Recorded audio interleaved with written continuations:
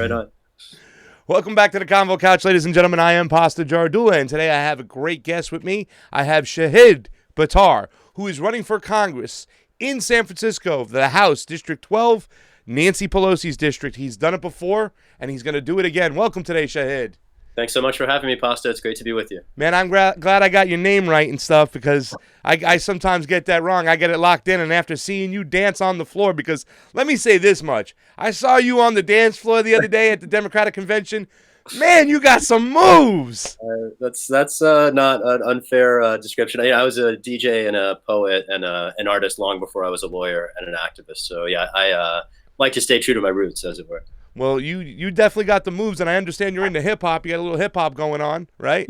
Yes, indeed. Yeah, one of the things that, before I went to law school and before I engaged in 20 years of activism, I sort of came up as a hip-hop MC. And so the idea of lending particularly that sensibility to chants, like I'm so far over the hey, hey, ho, ho, what have you. Like, my very first contributions to the movement were coming up with syncopated, electrifying chants that actually engage people. And frankly, it's one of my favorite things to do. You have a favorite hip-hop artist? Because I was around for the birth of hip-hop because I love hip-hop. I'm 46 years old. I'm from Long Island, New York, and I was around for the birth of hip-hop. You got a favorite out there? Somebody who really inspired you? Yeah, Chuck D from Public Enemy was one of my inspirations. Really? Speech from Arrested Development also has been, for me, a really formative influence lyrically. KRS-One, Jurassic 5. There's been any number of prior voices that I've learned from and been inspired by, but those are a couple of the ones that I've been. I'm a big KRS-One fan there with you myself too as well. And I love the fact that you swing on over to some quality control from Jurassic 5. That's some classic stuff. But let's get to the good stuff, Shahid, because I know there's a lot of stuff. I want to talk a little bit about then. I want to talk a little bit about now. I want to talk a little bit about the future. So let's talk about then. You ran in 2018 against Nancy Pelosi.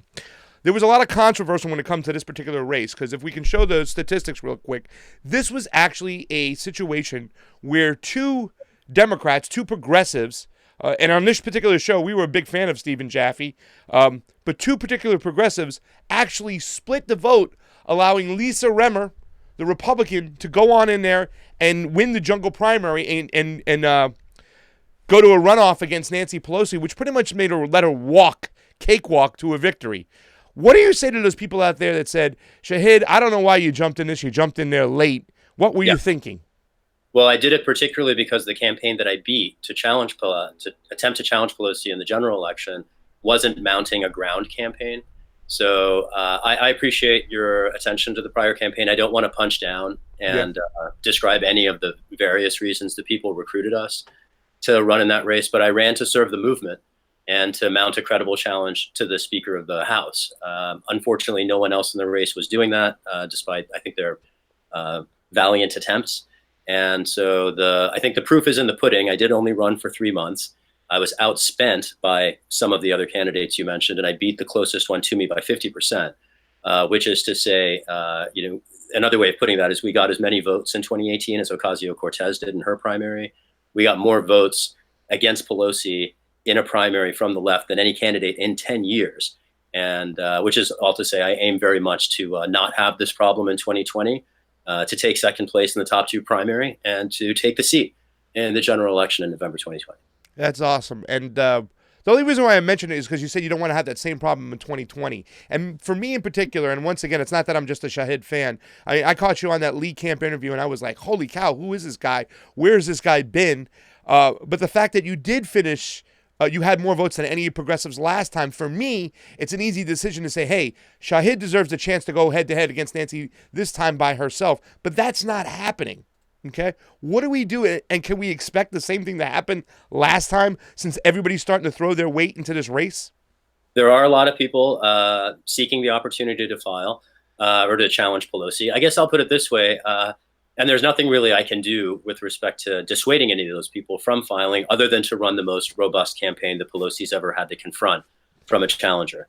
We have an air game that's stronger than any previous campaign to challenge Pelosi. We have a ground game that's stronger than any previous campaign to challenge Pelosi. I have deeper and broader expertise than any candidate to challenge Pelosi in the past. And I think all of those things will reveal themselves to the voters of the district. And I look forward again to challenging Pelosi in November 2020.